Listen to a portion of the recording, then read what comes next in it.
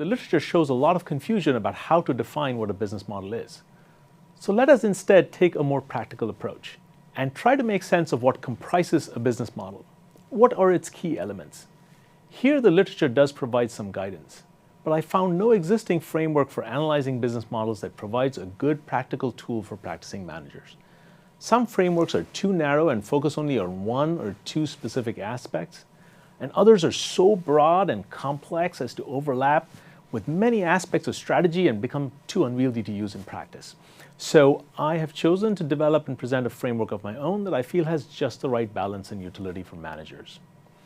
I call this the V.A.R.S. or V.A.R.S. framework. It consists of 4 key elements that together comprise a business model. V is for the value proposition delivered by the business model. A for the activities, resources, and capabilities needed to implement the business model. R for the realization of value or the revenue model used. S for the scope of the enterprise pursuing this business model. I will now explain each of these elements in more detail. In doing so, I will use the example of the internet video company Netflix to explain what I mean by each element.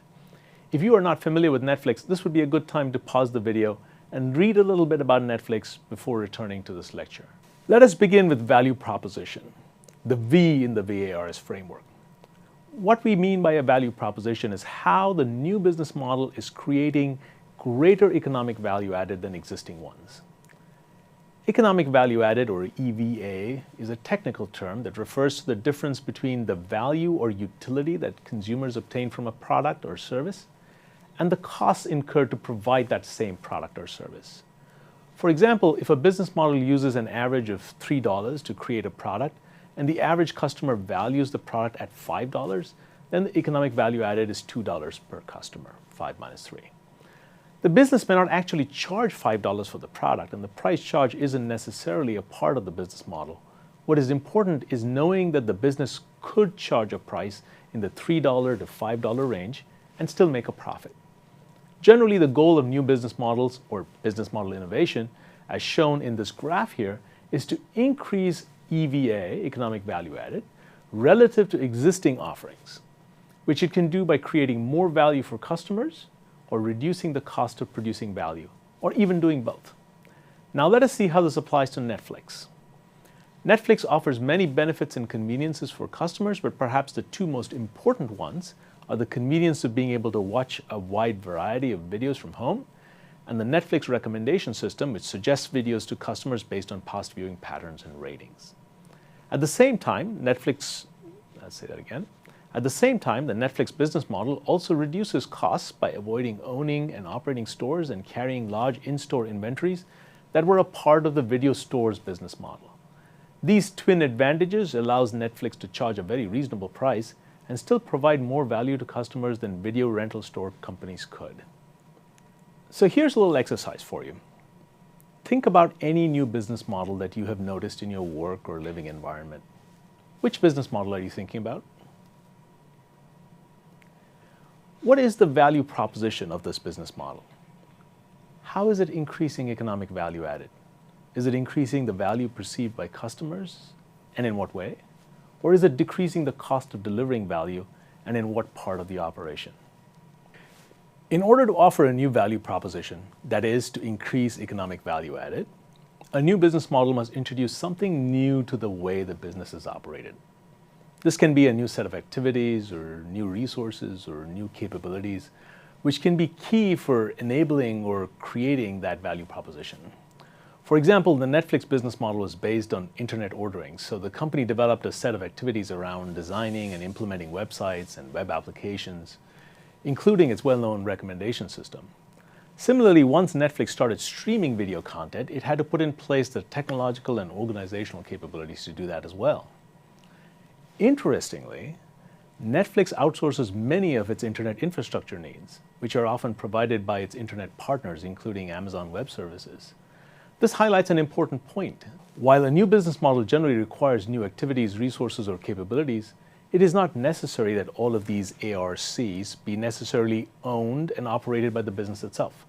In fact, as you will see shortly, one of the choices entailed in designing a business model is deciding which things the business should do internally and which ones should be outsourced to other partners. In recent years, a number of new business models have been created by adding technology-based activities, resources, and capabilities, which have helped to transform many existing businesses. But it is important to keep in mind that other non-technological capabilities may also be important even in these technology-driven business models. For example, Netflix needed to develop the capability for building and managing relationships with movie and television studios, most of which own the video content that Netflix wants to stream. So this non-technological capability is critical for the success of Netflix's business model, even though its business model builds heavily on new technology. Think back to the new business model that you typed into the text box in the previous exercise. What activities, resources, or capabilities were needed to bring about this business model? How did they help with either increasing value or lowering cost? In other words, how did they contribute to the value proposition of this new business model? And which one of these ARCs, activities, resources, or capabilities, is most important for the business model, and why? Even if a business model creates a clear value proposition by using new activities, resources, and capabilities, it doesn't automatically follow that it will be able to realize revenues from the business. Think about what happened when newspapers and magazines began using online business models. Being able to download and read articles through the internet created tremendous convenience and value for users. And the distribution of content through the internet was also very low cost compared to printing and distributing on paper. So online newspapers and magazines have created a lot of economic value added, but they have struggled to translate this value proposition into actual revenues. In the end, even if a business creates a lot of economic value added, it cannot sustain itself if it cannot translate some of that value into revenues, into cold hard cash. So how the business plans to realize value has to be an important element of its business model. Commonly, such a plan to realize value is also called a business's revenue model. Perhaps the simplest revenue model for any business would be to charge customers for cash for the product or service. If customers are not able to afford to pay in cash, they can also be given credit or allowed to pay in installments, which is what we see with a lot of big-ticket purchases like cars.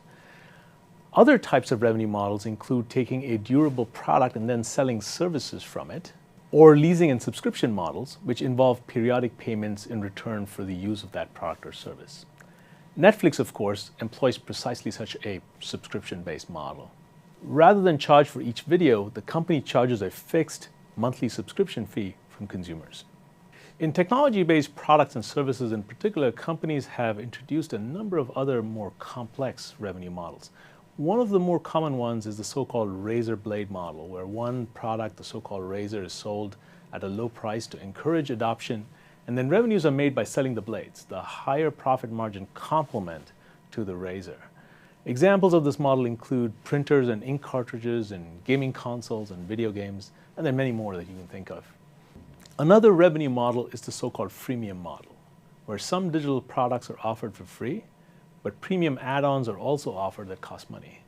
The idea is that the free offer will get users to try the service, which may then entice them to pay for the upgrade. Think of LinkedIn, which is free as a basic service, but offers a premium account with more features if you pay a fee. Many leading free email services also offer similar premium upgrades. Increasingly, in technology products, companies are using revenue models consisting of two-sided markets, where two interested parties are matched in a product, and the company benefits by charging one party. Google, for example, offers free search to users, but then cleverly uses the attention and information it has from users to sell targeted keyword advertising to advertisers. eBay helps buyers and sellers to transact and takes a commission from that sale. Some companies even operate multi-sided platforms and ecosystems, where the goal is to attract multiple participants to jointly create value and then charge some of them for access or transactions or services. Facebook operates this kind of complex ecosystem consisting of users, application developers, service providers, and advertisers on its platform, which allows the company to extract revenues in multiple ways. Ultimately, there is no magic formula for deciding the right revenue model for a business. Essentially, the revenue model should be aligned with other aspects of the business model and with the challenges associated with customer adoption for the new product or service. Another key element of the business model is the scope of the enterprise. This idea of enterprise scope refers to the footprint of what the business does and can be mainly envisioned along three key dimensions. One dimension of scope relates to the customer segments the business wants to serve. Some business models are inherently narrow and seek to serve only a few customer segments, while others are broad and may even seek to serve all segments of customers.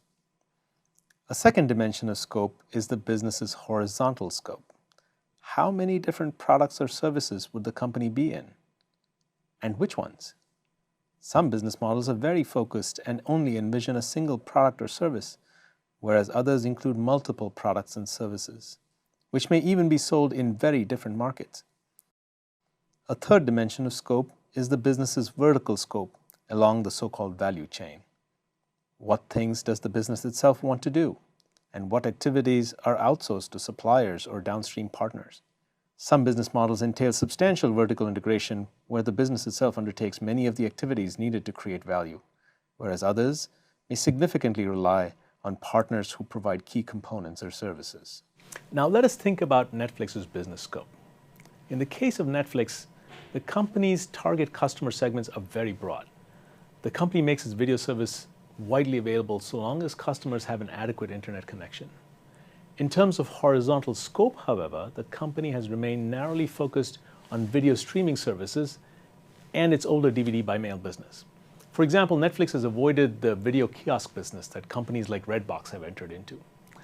And finally, in its vertical scope, we have already seen how Netflix has been outsourcing many of its cloud-based services to other companies.